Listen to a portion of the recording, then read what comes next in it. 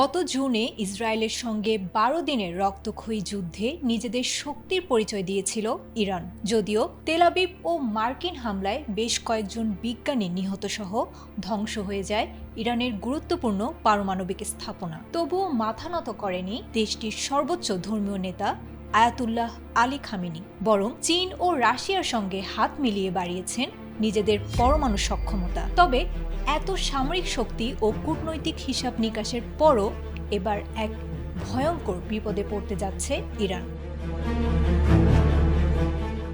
দীর্ঘদিন ধরে পারমাণবিক কর্মসূচি ও সামরিক উৎপাদনে অর্থ ঢালতে গিয়ে ইরান শাসক গোষ্ঠী দেশটির সবচেয়ে মৌলিক সমস্যাটিকে উপেক্ষা করেছে। এই খামখেয়ালিপনার ফলস্বরূপ ইসরায়েলি হামলার রেশ কাটতে না কাটতেই ইরানবাসী সম্মুখীন হতে চলেছে আরও এক ভয়াবহ বিপর্যয়ের। বিগত ১০০ বছরের মধ্যে সবচেয়ে মারাত্মক পরিবেশগত ও সামাজিক সংকটের মুখে দাঁড়িয়ে আছে ইরান, যা দেশটির ভবিষ্যৎ প্রজন্মের জন্য হুমকি স্বরূপ।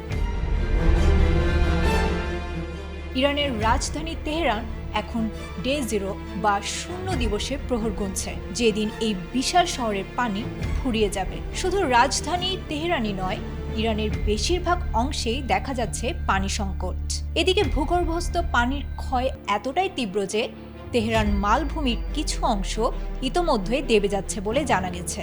এর ফলে মাটির নিচে পানি জমার ভৌত জায়গা সংকুচিত হয়ে পড়েছে। অর্থাৎ বৃষ্টি ফিরে এলেও অতীতে যতটা পানি জমা হতো এখন আর ততটা হবে না বলে আশঙ্কা করা হচ্ছে।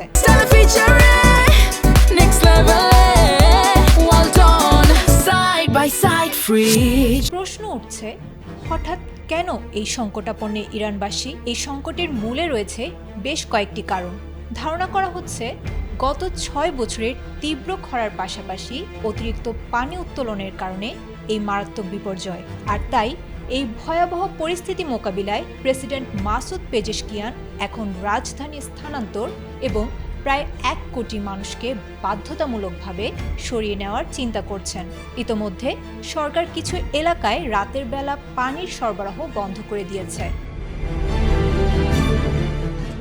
দুঃখজনকভাবে এই সংকটের মধ্যেও ইরানের রিভলিউশনারি গার্ড কর্পস একটি পানি মাফিয়া তৈরি করেছে, যারা হ্রদ ও নদী শুকিয়ে শুধু আর্থিকভাবে সক্ষমদের কাছে পানি বিক্রি করছে। অন্যদিকে শাসক গোষ্ঠী বিতর্কিত ক্লাউড সিডিং বা কৃত্রিম মেঘ তৈরির কৌশল নিয়েছে, যা নিশ্চিত বৃষ্টি না নামিয়ে উল্টো পরিবেশ ও জনস্বাস্থ্যের ক্ষতির কারণ হয়ে দাঁড়াচ্ছে। এদিকে মানুষ এখন ঘরবন্দি থাকতে বাধ্য হচ্ছে এবং মৌলিক পরিচ্ছন্নতা ছাড়াই দিন কাটাচ্ছে। এই সুযোগে ইসরায়েলের প্রধানমন্ত্রী বেনিয়ামিন নেতানিয়াহু ইরানিদের উদ্দেশ্যে সরাসরি বার্তা দিয়েছেন, সরকারের বিরুদ্ধে রুখে দাঁড়ালে তেল আবিব পানি সংকট সমাধানে বিশেষজ্ঞ পাঠাবে। Desk report, ATN Bangla.